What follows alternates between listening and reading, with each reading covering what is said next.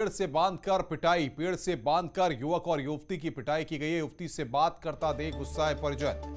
दोनों को अलग अलग पेड़ से बांधा गया है। पेड़ से बांधकर डंडों से जमकर पिटाई की गई है। अवैध संबंधों के शक में दोनों की पिटाई की गई है। उत्तराखंड के रहने वाला एक युवक, 4 आरोपियों को पुलिस ने यहां पर गिरफ्तार किया है। बिलासपुर के अहमदाबाद गांव की यह घटना है।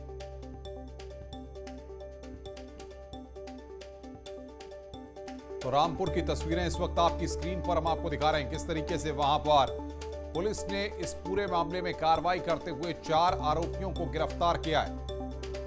अवैध संबंधों के शक में दोनों की पिटाई की गई है।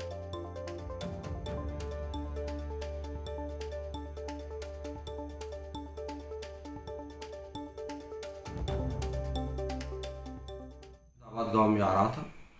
अहमदाबाद में उसकी कुछ अपनी निजी जमीन है और कुछ जमीन वो ठेके पर ले रहता है। रास्ते में सलीम जहां नामक महिला मिली, उससे वो बात कर रहा था। तभी वहाँ पर सलीम जहां के जेठ और उसके परिजन आ गए। उन्हें ये शक हुआ कि कासर अली और सलीम जहां के बीच अवैध संबंध है। वो इस बात को लेकर कासर अली और सलीम जहां के साथ मारपीट की।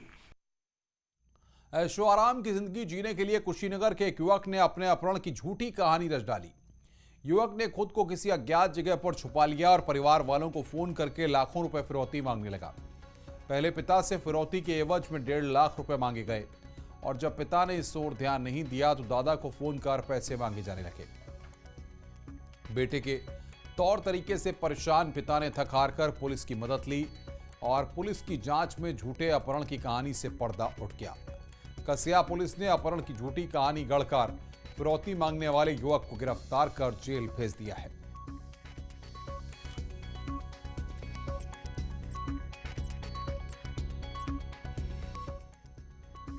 हम लोगों को किडनैपिंग फॉर रैंसम की एक सूचना प्राप्त हुई थी। उस सूचना का संज्ञान लेते हुए तत्काल उसमें मुकदमा पंजीकृत किया था और जब उसमें फर्दर हम लोगों ने जांच की कार्रवाई की सर्विलांस की मदद से, उसमें जब इस व्यक्ति को बरामद किया गया तो इस पूरे घटना का पर्दाफाश हुआ कि इन्होंने पैसों के लिए स्वयं के अपहरण का एक झूठा नाटक रचा। इनके पास पैसे की आवश्यकता थी जिसके लिए इन्होंने अपने आप को छुपा लिया और इनके घर वालों ने उस क्रम में किडनैपिंग फॉर रैंसम की सूचना दी कि पैसे की मांग की जा रही है। मथुरा के थाना कोसीकला इलाके में खूनी संघर्ष में एक युवक की मौत हो गई है और 6 लोग घायल हो गए। आरोप के मुताबिक एक पक्ष के 10 से ज्यादा लोगों ने दूसरे पक्ष पर हमला कर दिया। विवाद के दौरान दोनों पक्षों में जमकर लाठियां चली हैं और पथराव भी हुआ। कई राउंड फायरिंग होने के बाद ये पूरी बात निकलकर सामने आ रही है। इस मारपीट में एक युवक की मौत हो गई है और 6 लोग घायल हो गए हैं। घायलों में 3 की हालत गंभीर बनी हुई है। बताया जा रहा है कि घर के अंदर बने शौचालय के लीकेज को लेकर विवाद हुआ था। गांव में झगड़ा हुआ सर, ये नाली के ऊपर हुआ, लैट्रिन के ऊपर हुआ था। वो लैट्रिन भी फोड़ दी हमने, उसके बाद हुआ है। उन लोगों ने घर पे आके मारा है, सब लोगों ने, जिसमें से हमें एक भाई एक्सपायर हो गया है और बाकी अभी घायल हैं। उनकी कोई चांस नहीं है, अभी कह नहीं सकते उनकी क्या कंडीशन है। आगे बढ़ते हैं खबर वृंदावन से, जहां पर पुलिस ने एक बैंक के एटीएम को तोड़ते युवक को रंगे हाथों गिरफ्तार कर लिया। आरोपी रात के अंधेरे में एटीएम को तोड़कर रुपयों पर हाथ साफ करने में लगा हुआ था। तभी गश्त कर रहे पुलिसकर्मियों को उस पर शक हुआ। इसके बाद पुलिसकर्मी एटीएम के अंदर गए। तब तक आरोपी युवक एटीएम तोड़ चुका था और रुपए निकालने ही वाला था कि वो पुलिस के हत्थे चढ़ गए। एटीएम तोड़ने की तस्वीर सीसीटीवी कैमरे में रिकॉर्ड हो गई है।